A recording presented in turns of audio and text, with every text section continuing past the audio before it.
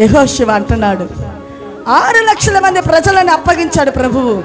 మోషే తర్వాత నువ్వు చెయ్యాలన్నప్పుడు మోషే వల్లే కాలేదు ఈ ప్రజల సనుగుడు గొనుగుడు, నేను ఎలా భరించగలను అన్నాడు. భయపడ్డాడు, దాక్కున్నాడు. అయితే యేసయ్య అంటున్నాడు, మోషే చేశాడు, ఆయన నీ మీద నా దృష్టి ఉంది. యెహోషువ నువ్వు భయపడద్దు, నువ్వు భయపడద్దు.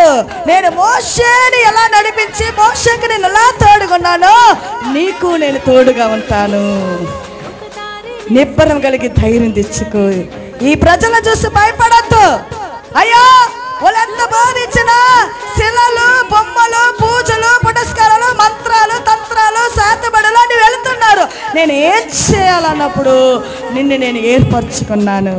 అప్పుడు అంటున్నాడు యెహోషువ అంటున్నాడు, ఎవరు ఎలాగైనా పోనీ నేను నా ఇంటి వారిని నాను ఎన్ వీటారు కర్తరయే సేవి